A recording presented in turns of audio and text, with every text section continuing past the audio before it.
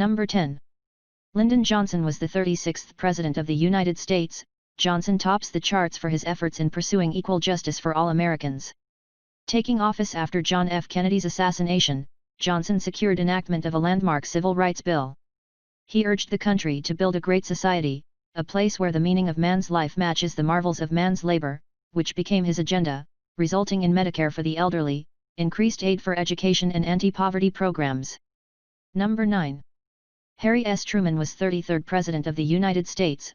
He came to power after serving as Vice President during Franklin Roosevelt's final term in office. Following Roosevelt's death, Truman guided the U.S. through the closing months of World War II. Truman wins praise from historians for his crisis leadership. After VE Day, when Japan refused to surrender, he ordered atomic bombs to be dropped on Hiroshima and Nagasaki, finally ending World War II in the Pacific. Shortly thereafter, Truman watched the signing of the Charter of the United Nations, established to preserve peace. Number 8. John F. Kennedy was 35th President of the United States. Historians credit Kennedy most for his skills in public persuasion and his vision. He also rates well for crisis management and handling international relations. The Cuban Missile Crisis, the Bay of Pigs invasion, the Nuclear Test Ban Treaty, the establishment of the Peace Corps, developments in the space race, the building of the Berlin Wall, the Trade Expansion Act to lower tariffs, the Civil Rights Movement, the New Frontier Domestic Program, and abolition of the federal death penalty in the District of Columbia all took place during his presidency. Number 7. Dwight D. Eisenhower was the 34th President of USA. The war in Korea stopped during his presidency, while the U.S. saw tremendous economic growth. Perhaps the most important achievement of Eisenhower as president was to keep America out of the war. As president, he faced issues that could quickly have escalated into conflict if someone else had been in control without such a presence of mind. Eisenhower issued legislation creating the interstate highway system, airplane technology, and the NASA while in government. Eisenhower promoted sports in America by founding President's Council on Youth Fitness in 1956 for encouraging youth to prioritize fitness. Number 6. Thomas Jefferson, the third President of the United States. He played an important role in America's birth. He drafted the Declaration of Independence and served as the nation's first Secretary of State.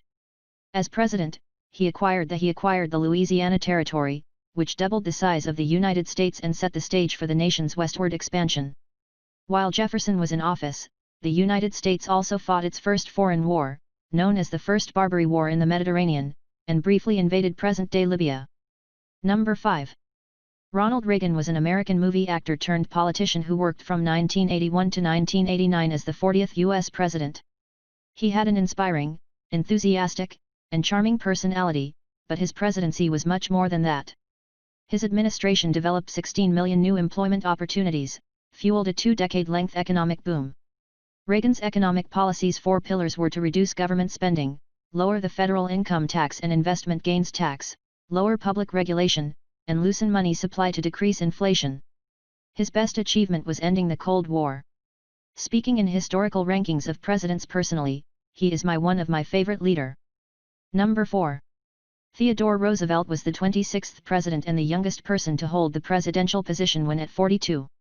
He had the excitement and energy to convince Congress to pass progressive reforms and a strong foreign policy, exemplified by his motto, "Speak softly and carry a big stick." An avid outdoorsman, he also beefed up consumer protections with the Pure Food and Drug Act, which gave birth to the modern Food and Drug Administration, and created the first national parks. Roosevelt pursued an aggressive foreign policy, mediating the end of the Russo-Japanese War and developing the Panama Canal. Number 3. Franklin Delano Roosevelt was the 32nd President of the United States and nation's longest-serving president. He elected during the depths of the Great Depression, he held office until his death in 1945, only months before the end of World War II. During his tenure, the role of the federal government was greatly expanded. U.S. also took on a prominent fresh role in global affairs because of the conflict, a stance it still holds. Because of his economic, diplomatic, and defense policies, many consider him one of the best presidents America ever had. Number 2.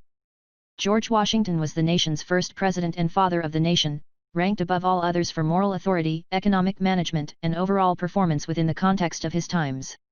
Washington fought hard for the Constitution, feeling that the Articles of Confederation were not functioning well for the country.